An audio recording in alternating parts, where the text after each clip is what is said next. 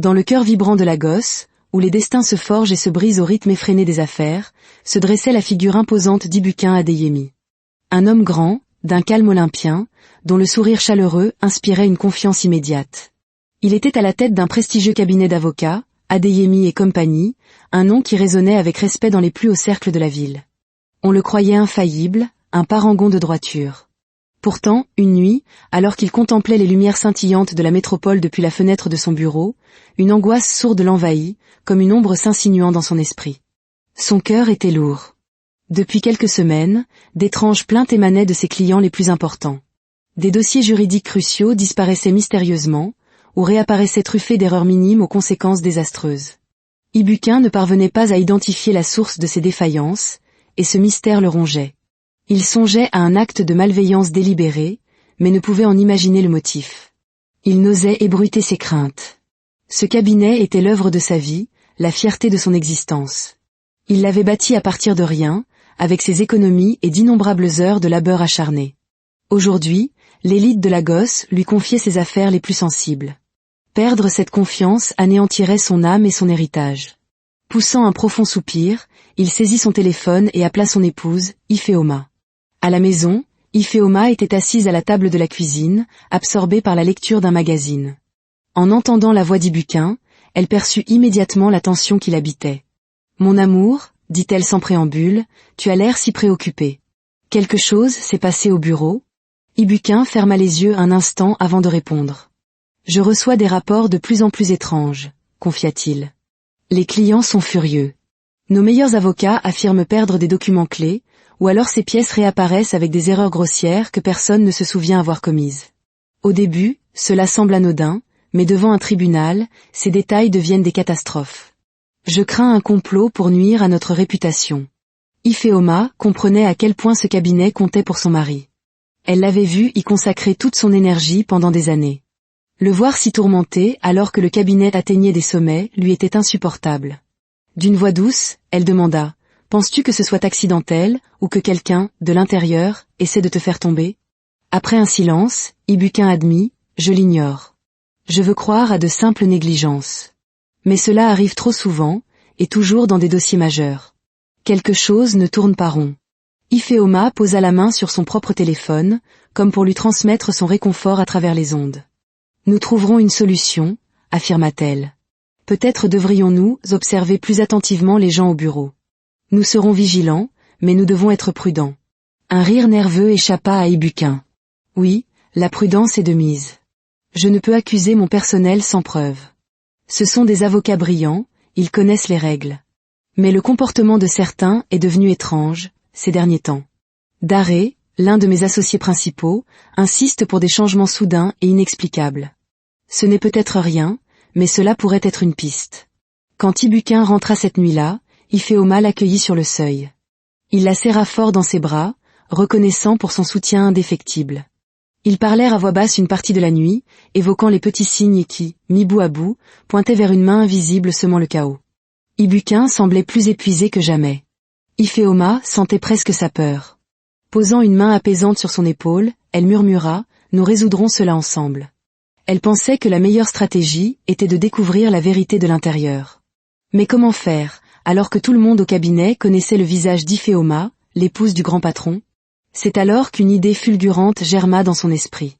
Ses yeux s'illuminèrent et elle adressa un petit sourire à Ibukin. « Tu as besoin de quelqu'un à l'intérieur que personne ne soupçonnera, » dit-elle. « Et si je me faisais passer pour la nouvelle femme de ménage? Personne ne fait attention à la personne qui nettoie. Je pourrais observer, écouter, me fondre dans le décor. Je verrai qui fait quoi. » Ibukin la dévisagea, stupéfait. « Toi? Agent d'entretien? Tu n'as jamais fait une chose pareille. C'est risqué. Quelqu'un au cabinet pourrait te reconnaître. » Ifeoma secoua la tête avec assurance. « Je sais comment passer inaperçue, » répondit-elle. « Pense-y. Presque personne ne prête attention à celles qui portent un uniforme, vident les corbeilles ou lavent le sol.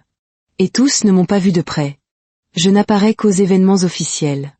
Je peux porter un simple foulard, une casquette. Personne ne s'en rendra compte. » Ibukin restait sceptique, inquiet pour sa sécurité. Mais il connaissait aussi l'intelligence et la détermination d'Ifeoma. Finalement, il céda, Si tu veux vraiment le faire, nous devons nous assurer que tu seras en sécurité. Je ne veux pas qu'il t'arrive quelque chose. Ifeoma comprenait ses craintes, mais le besoin d'agir était plus fort. Nous devons sauver ton cabinet, insista-t-elle. Tu as trop travaillé pour tout perdre. Je garderai mon téléphone sur moi en permanence pour enregistrer quoi que ce soit d'étrange. Je t'enverrai un message si je me sens en danger. L'inquiétude se lisait toujours sur le visage d'Ibukin, mais une lueur d'espoir perçait dans son regard. Il hocha lentement la tête. Un sourire complice s'échangea entre eux. Le plan, aussi audacieux fut-il, était scellé. Le lendemain matin, Ibukin arriva au bureau bien avant l'heure habituelle. Il se rendit directement à la salle de sécurité pour s'entretenir avec le chef de la surveillance, Monsieur Onu, un homme de confiance. Il lui expliqua que son épouse viendrait sous l'identité d'une nouvelle employée de nettoyage et lui demanda de veiller sur elle discrètement via les caméras. Le vieil homme haussa les sourcils, surpris, puis inclina la tête en signe d'assentiment. « Je ferai de mon mieux, monsieur, promit-il. Je ne dirai rien à personne et je la garderai à l'œil. » Peu après, Ifeoma se présenta devant les portes monumentales du cabinet.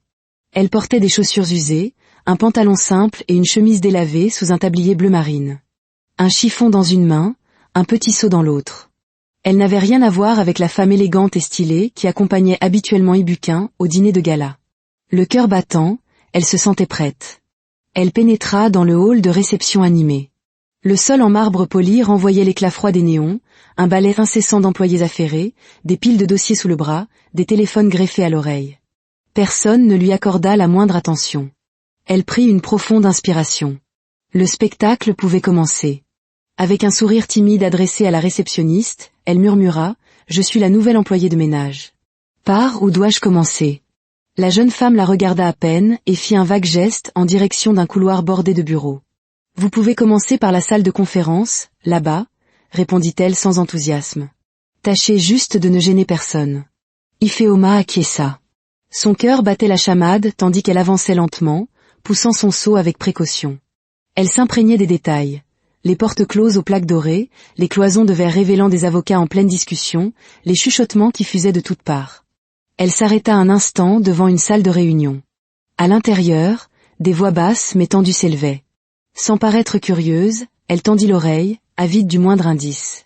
C'était la raison même de sa présence, déceler les signaux de détresse que les autres ignoraient. Chaque coup de serpillière sur le sol brillant serait un pas de plus vers la vérité, vers celui qui tirait les ficelles dans l'ombre. Pourtant, une pointe de peur la saisit. Et si quelqu'un la démasquait? Si ce fameux associé, Daré, la reconnaissait en la regardant de trop près? Elle devait être plus prudente que jamais. Elle se fiait à son déguisement, mais devait rester sur ses gardes, invisible, inoffensive.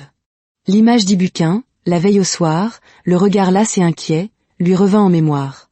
Elle n'avait pas le droit d'échouer. Prenant une nouvelle inspiration, elle commença son travail, chaque mouvement de la serpillière semblant déclarer « Je suis ici pour protéger mon mari et découvrir la vérité ». Alors qu'elle s'apprêtait à entrer dans la salle de conférence, elle sentit une vague de courage la pousser en avant. Elle n'était plus simplement une épouse déguisée. Elle était devenue les yeux et les oreilles silencieux du cabinet, le témoin de tous les secrets enfouis entre ses murs. Devant la porte, Ifeoma calma les battements de son cœur. Les voix à l'intérieur étaient basses, tendues. Elle tourna lentement la poignée et entra. Autour d'une longue table, plusieurs avocats étaient si absorbés par leurs papiers qu'ils la remarquèrent à peine. L'un d'eux, un homme à la barbe taillée, murmura d'un ton las, « C'est la 3e fois que nous perdons un document capital cette semaine. » Une femme en tailleur impeccable frappa son stylo sur la table. « Daré ne va pas apprécier. Il nous tient responsables de chaque erreur. » Ifeoma garda les yeux fixés au sol tout en passant la serpillière, mais ses oreilles captaient chaque mot. Lorsque les avocats levèrent enfin les yeux et la virent, ils s'interrompirent. L'homme qui avait parlé la toisa comme une intruse. « Nous avons réservé cette salle pour une réunion urgente, » lança-t-il sèchement. « Êtes-vous obligé de nettoyer maintenant ?» Tête basse, Ifeoma répondit d'une voix douce, « Pardon, monsieur. J'aurai terminé dans un instant. » Elle se garda bien de regarder leur dossier, même si elle mourait d'envie de savoir ce qu'il contenait. Une feuille froissée au bord de la table semblait mentionner un acte manquant. Elle quitta la pièce en entendant l'homme grommeler, ses contretemps s'aggravent de jour en jour. Elle était désormais convaincue que les documents perdus faisaient partie d'un plan plus vaste. Elle croisa bientôt un jeune homme en costume gris, près d'un espace de pause. Il lui sourit aimablement. « Bonjour. Vous êtes la nouvelle employée ?» Je suis Ebuka. Ifeoma lui rendit un petit sourire. Sa gentillesse était un baume dans cette atmosphère pesante. Ebuka regarda autour de lui, puis se pencha et murmura, « C'est la folie ici, en ce moment. Des documents importants se volatilisent et nous passons pour des amateurs auprès des clients. La semaine dernière, un dossier entier a disparu juste avant une audience. J'ai entendu dire que Daré était furieux. Certains disent qu'il veut imposer de grands changements au sein du cabinet. » Ifeoma feignit l'ignorance. « Pourquoi toutes ces erreurs se produisent-elles » demanda-t-elle. Ebuka eut un rire bref et amer. « Si seulement je le savais. Ça fait peur. Si nous continuons à échouer, nous perdrons nos clients. Et croyez-moi, ce serait un désastre. » Continuant son travail, Ifeoma captait des bribes de conversation. Dans un coin, 2 assistantes chuchotaient que Daré avait hurlé sur quelqu'un ce matin-là. Plus loin, une femme au téléphone se plaignait que ses notes de recherche avaient été mélangées. Chaque fois que le nom de Daré était prononcé, il était teinté de peur ou de colère. Dans une salle de repos, elle rencontra Lola, une assistante administrative aux cheveux tressés. « Vous avez l'air fatiguée », lui dit Lola avec douceur. « Ce cabinet est immense. » Ifeoma en profita pour demander à voix basse, « J'ai entendu dire que des dossiers se perdaient. Ça a toujours été comme ça ?» Lola fronça les sourcils. « Jamais. Cet endroit était une horloge. Je ne sais pas ce qui se passe. Daré est furieux presque tous les jours. Il menace les gens, les humilie. Je connais des collègues qui ont pleuré dans les toilettes après s'être fait réprimander. Mais il est associé principal, alors on ne peut rien dire. » Lola baissa encore la voix. « Méfiez-vous de Daré. Il est très perspicace.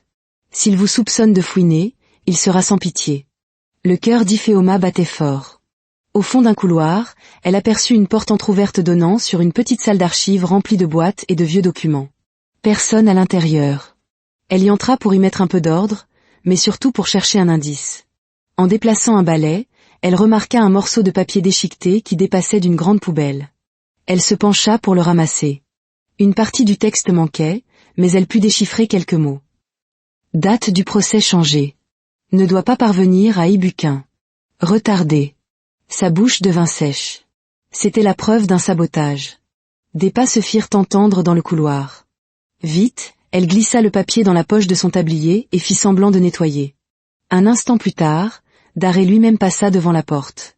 Il s'arrêta en la voyant. « Qui êtes-vous » demanda-t-il d'une voix rêche. « Je ne vous ai jamais vu. » Elle inclina la tête. « Je suis la nouvelle femme de ménage, monsieur. J'ai commencé aujourd'hui. » Son regard froid la sonda. « Qui vous a autorisé à fouiller dans ces boîtes ?»« Personne, monsieur. Je ne faisais que balayer. » La porte était ouverte. Daré émit un grognement agacé. « Dépêchez-vous de finir. Cette zone est restreinte. Ne mettez pas votre nez où il ne faut pas. » Il tourna les talons et s'éloigna. Ifeoma sentit la tension la quitter, remplacée par un immense soulagement. Dans sa poche, le morceau de papier brûlait comme un avertissement. Elle venait de mettre le doigt sur un secret dangereux. L'heure de partir arriva enfin. Elle quitta le bâtiment par une sortie latérale. Les gens avaient peur, les documents disparaissaient, et Daré semblait être au centre de la tempête. Elle sortit son téléphone et envoya un court message à Ibukin, premier jour terminé. « J'ai une piste. Je te raconterai. » Ce n'était que le début. Demain, elle reviendrait, serpillière en main et les yeux grands ouverts, prête à déterrer la vérité, aussi périlleuse soit-elle. Le lendemain matin, Ifeoma retourna au cabinet, le papier déchiqueté toujours dans sa poche. L'atmosphère était encore plus lourde que la veille. Elle croisa Ebuka et lui murmura « J'ai trouvé une note étrange qui mentionne un changement de date de procès. Sais-tu quelque chose ?» Ebuka parut choqué. « Non, mais ça ressemble exactement au genre de manipulation qui ruine nos affaires. Tu en as parlé à quelqu'un ? » Pas encore. Je ne sais pas à qui faire confiance. Plus tard, elle aperçut Daré au fond du couloir, en pleine conversation tendue avec un jeune avocat nommé Toyosi. La voix de Daré s'élevait, nous ne pouvons plus nous permettre la moindre erreur. Ifeoma s'écarta discrètement, de plus en plus convaincue de l'implication de Daré. Elle trouva Lola près des photocopieuses. C'est la 3e fois que j'imprime ces mêmes papiers depuis ce matin, soupira-t-elle. Ils ne cessent de disparaître. Tu te souviens de quels documents il s'agissait ? Des requêtes judiciaires, des dossiers clients. À chaque fois, Daré exige de nouvelles copies, prétextant que les originaux ont été perdus. Ifeoma lui montra le morceau de papier. Lola le lut et devint blême. C'est grave. Quelqu'un veut empêcher Ibukin de connaître les bonnes dates. Un bruit soudain les fit sursauter. Toyosi les observait d'un air méfiant. Ifeoma cacha vivement le papier. Après un instant de tension, Toyosi s'éloigna sans un mot. Nous devons être plus prudentes, dit Ifeoma à Lola. Je commence à croire que Dare a des complices. L'urgence la pressait. Elle décida d'agir cette nuit-là, quand les bureaux seraient vides. Si elle parvenait à fouiller le bureau de Dare, elle trouverait peut-être des preuves irréfutables. Cette nuit-là, alors que le cabinet se vidait, Ifeoma attendit son heure. Ebuka avait proposé de rester pour la soutenir, mais elle refusa, jugeant cela trop risqué. Seule dans le silence du bâtiment, elle s'approcha de la porte du bureau de Dare. Elle était fermée à clé. Elle se souvint alors qu'une porte de service reliait le bureau à une petite salle de réunion adjacente, parfois laissée ouverte. Elle se glissa dans la salle de réunion, plongée dans la pénombre. La porte de communication céda avec un léger déclic. Le cœur battant à tout rompre, elle pénétra dans l'antre de son ennemi. L'endroit sentait l'eau de Cologne et le café froid. Elle se mit à fouiller le grand bureau. Elle trouva un dossier étiqueté « Chef Okeshukwu, litige foncier ». À l'intérieur, 2 jeux de documents. L'un semblait normal, mais l'autre était couvert d'annotations à l'encre rouge, retarder la requête, fausse date de présentation. Ses mains tremblaient. C'était la preuve. Fouillant davantage, elle découvrit un petit carnet. Chaque page détaillait des sommes d'argent et de brèves notes, paiement à une partie externe, supprimer les dépositions de témoins clés. Dare n'agissait pas seule. Elle venait de refermer le tiroir quand elle entendit un bruit. Elle se figea. À travers la fente sous la porte, elle vit la lumière du bureau de Dare s'allumer. Il était revenu. Elle l'entendit marmonner, furieux contre la porte de service laissée ouverte. « Qui est venu ici ?» gronda-t-il. Ifeoma retint son souffle, caché dans la salle de réunion. Une éternité sembla s'écouler avant que la lumière ne s'éteigne et que les pas de Dare ne s'éloignent dans le couloir. Tremblante, Ifeoma quitta sa cachette et se précipita vers l'ascenseur. Dehors, dans la nuit chaude de Lagos, elle serrait contre elle son sac contenant les preuves. Le danger était monté d'un cran. Dare savait que quelqu'un fouinait. Mais l'audience du chef Okeshukwu avait lieu dans quelques heures. Elle devait tout remettre à Ibukin et espérer qu'il pourrait encore déjouer le piège. Quand Ifeoma rentra à la maison, Ibukin l'attendait, l'air anxieux. Sans même se changer, elle lui montra les documents et le carnet. Le visage d'Ibukin se décomposa à la lecture des preuves. « C'est donc vrai ?» murmura-t-il, anéanti. « Dare veut nous détruire. »« Nous pouvons encore l'arrêter » affirma Ifeoma. « Nous présenterons au juge les vrais documents. Tu apporteras ceci au tribunal, et nous garderons son carnet comme preuve ultime. » Ils travaillèrent toute la nuit, côte à côte, corrigeant les erreurs, préparant des copies propres. À l'aube, Ibukin tenait en main un dossier impeccable. « Merci » dit-il simplement à son épouse. « Sans toi, nous serions tombés droit dans son piège. » Au tribunal, l'atmosphère était électrique. Le chef Okeshukwu les attendait, le visage fermé. « J'ai entendu dire qu'il y avait eu des problèmes avec mes documents. J'espère que vous êtes prêt, Ibukin. »« Monsieur, » répondit Ibukin d'une voix calme, « nous avons déjoué une tentative de sabotage. Je vous promets que nous défendrons vos intérêts avec la plus grande vigueur. » Dare les rejoignit, affichant un sourire forcé. « J'espère que nous sommes préparés, » dit-il. Ibukin le regarda droit dans les yeux. « Oui, Dare. Nous sommes prêts. » Dans la salle d'audience, Ibukin présenta les nouveaux documents. L'avocat de la partie adverse protesta, arguant que des déclarations contradictoires avaient été soumises précédemment. C'est alors qu'Ibukin expliqua que les versions antérieures étaient des faux. La juge fronça les sourcils. « C'est une accusation très grave, maître Adeyemi. Avez-vous des preuves ?» À cet instant, Ifeoma vit Dare reculer d'un pas, comme pour s'éclipser. Elle croisa son regard, lui faisant savoir qu'il était pris au piège. « Oui, votre honneur », déclara Ibukin en sortant le carnet de Dare de sa mallette. Le visage de Dare devint cireux. « Ce n'est pas à moi », balbutia-t-il. « Quelqu'un a dû le placer là. » Le chef Okeshukwu l'interpella, furieux, « C'est votre écriture, Dare. Je la reconnais. Ne me mentes pas. » La juge frappa de son marteau. « Assez. Pour l'heure, j'accepterai les documents corrigés de maître Adeyemi. Le procès se poursuivra sur cette base. Le reste de l'audience se déroula rapidement. Le verdict tomba, victoire pour le chef Okechukwu. Un soupir de soulagement parcourut les rangs de l'équipe d'Adeyemi Eko. Ibukin serra la main d'Ifeoma, une immense gratitude dans les yeux. Dans le couloir, Daré se précipita vers Ibukin, le visage déformé par la panique. « S'il te plaît, je peux tout expliquer. Je ne voulais pas que ça aille si loin. » La mâchoire d'Ibukin se contracta. « Tu as tenté de ruiner l'entreprise que j'ai bâtie. Pourquoi ? Nous t'avons traité comme un membre de la famille. » Je sentais que tu ne valorisais pas mes idées, bredouilla Daré. Je voulais te forcer à changer, te montrer que tes vieilles méthodes étaient dépassées. Ifeoma le fusilla du regard. Vous avez failli ruiner des vies juste pour prouver que vous aviez raison. Avant qu'il ne puisse ajouter un mot, des agents de sécurité arrivèrent et l'emmenèrent. De retour au cabinet, Ibukin réunit tout le personnel. D'une voix ferme, il annonça la trahison de Daré et la mise en place de contrôles plus stricts. Ebuka et Lola adressèrent à Ifeoma des sourires remplis de gratitude. Ils savaient que son courage les avait sauvés d'une catastrophe.